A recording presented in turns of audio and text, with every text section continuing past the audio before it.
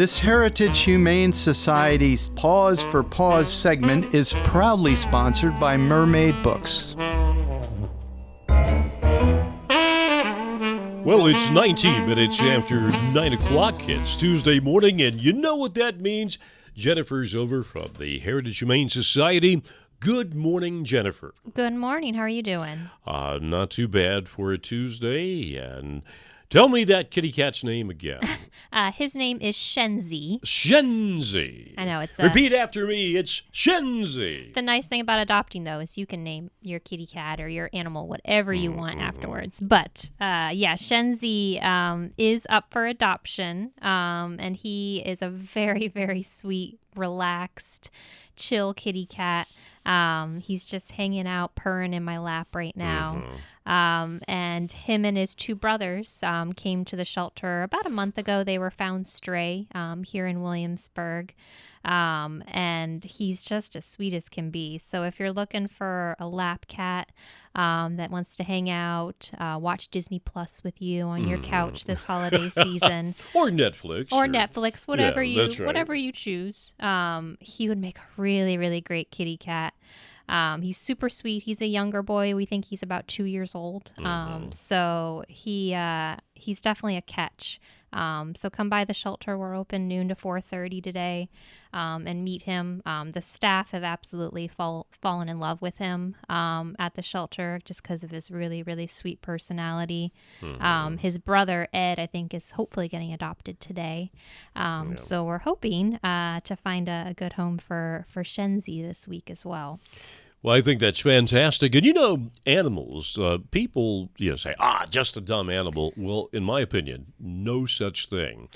And after being out on a loose or stray for 2 years, he's thinking, well, here I am sitting in Jennifer's lap. She's rubbing my back. I'm at a radio station, and, man, I've got good food and a warm place to sleep. You can't have any better than that, can you? Oh, yeah. He definitely knows he hit the jackpot, so he's soaking all the attention up. And he has just the best personality. It's amazing. I mean, because we're an open admission shelter, we get all sorts of cases in. Sometimes they're animals that have medical issues. Sometimes they really haven't had a positive relationship with people when they first come in. So that's one of my favorite parts of the job is being able to help them out both medically and behaviorally, getting them comfortable with people and getting to see them get adopted because of that. So it's amazing when we can help out these critters and find good homes for them. Well, I think that's fantastic. So if you see our video or you go on the Heritage Facebook page or website page, you too could fall in love with Shenzi. Now, always a wide variety and a veritable plethora of things going on when it relates to the Heritage Humane Society here in town. And one of the things, I happen to be downtown for the grand illumination and, over at Liberty Ice Pavilion, and I happen to look down Prince George Street over toward Mermaid Books. You've never seen so many red ribbons in your life. However, there is room for more. Oh, absolutely. So tell us about that. Yeah, we have our holiday fur tree, which is one of our favorite traditions at Heritage Humane Society. So Mermaid Books is always very, very kind. They set up a huge, gorgeous Christmas tree the day after Thanksgiving each year. And we have people donate ribbons to put on the fur tree. So you can donate for a loved one, furry or human. And the name will go on there. And all of the proceeds go back to the shelter. So it's a really, really amazing tradition. I actually was there as well for Grand Illuminations on Sunday, and I was amazed how much red is already on there. Yeah, I was too. You can see it from the parking lot behind the William and Mary bookstore. You look down Prince George Street and say, there's just a sea of red Yeah. over, the down staircase over by Mermaid Books, and Yeah, I was like, wow. it's amazing. Yeah, we've gotten a lot of people that have donated, and it's really simple. The nice thing is you can do it online. So you can just go to our website, and you can do a small or a large bow, and there's no limit. So if you can do one or you can do multiple bows, but it's a really, really great way. So if you're looking for kind of a unique Christmas present for the animal lover in your family, definitely a bow is a really, really great idea because all of the proceeds go back to the shelter. So you're really giving the gift of a second chance for these critters, which is great for the animal lovers on your holiday list. Very good. Now, you mentioned donations, and today is Tuesday, and last Tuesday was Giving Tuesday. And I understand that people were very generous with that as well. Yeah, it was amazing. We actually were on the radio for Giving Tuesday yesterday. I brought or last week, I brought one of our cats' boots for Giving Tuesday, and we raised over $49,000 Wow, in fantastic. one day, which is very, very amazing. We were very kind. We had some gift matching partners. So the folks over at the Williamsburg Pottery were one of our gift matchers, and it was a really, really amazing day. We saw all sorts of board members, volunteers, adopters donate, and the nice thing is it got doubled that day. So if you donated $10, it really was $20. So it's always a huge help because we have so many expenses when it comes to the critters. Every little bit helps. So we were amazed, and we were greatly appreciative of everybody who donated that day. In the words of our president, it was huge. Yeah. Huge. It was very huge. $49,000.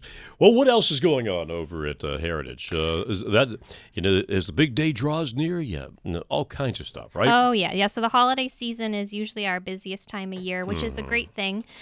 We are hoping to get some great adoptions for the rest of December. So we're at a little over 100 or 1,200 adoptions, and we would love to get some more.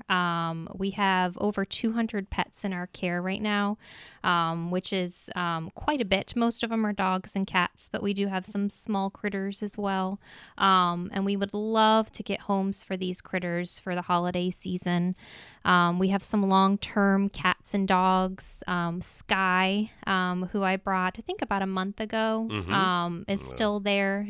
She's been at the shelter for 8 months now. And then we have another long-term dog named Farah, who's been there about the same amount of time. And we have some long-term kitty cats as well. So we would love for people to come in, learn a little bit about the critters, and get some good homes for these guys. Because we do have quite a few at the shelter right now that really need loving homes for the holiday season. Now, something else that I heard about, maybe you can enlighten us on this as well, is the socialization program that you have that a lot of other shelters don't have. Yeah, so it's really important, especially with the dog side of things. For those of you who've had dogs in your home, they're very social by nature. So it's really important that we try to accommodate that because it can be tough, especially for our long-term dogs. You can imagine if you're in a shelter environment for most of the day. Sometimes our staff only has time to take them out for walks a few times a day. Our volunteers are amazing at being able to have them go out more, but it's not always an everyday thing. So we really strive to help them out as much as possible. So we try to do enrichment with a lot of our pets.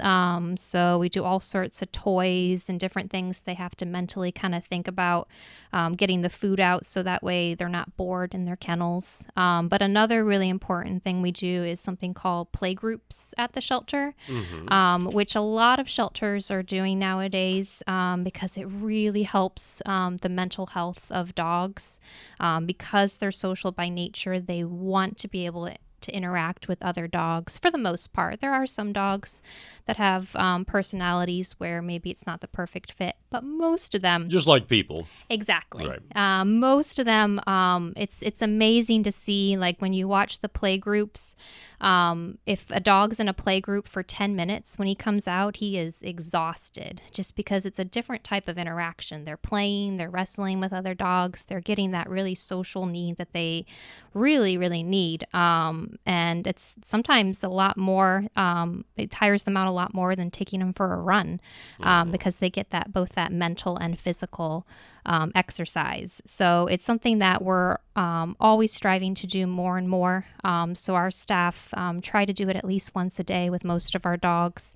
And our volunteers also help out a little bit too. But definitely we've done some posts about it, and we've done some blogs about it, but it's a really important part of our shelter that we're always happy to talk about, because it's really important. Sure.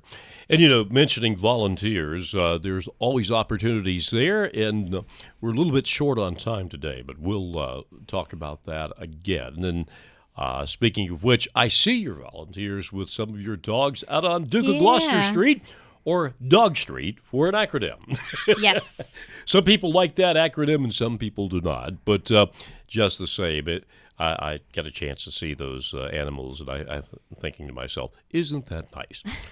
Well, Jennifer, thank you for being here. We'll talk to you again next Tuesday, and we'll see if we can get this wonderful kitty cat adopted, okay? Very, very good.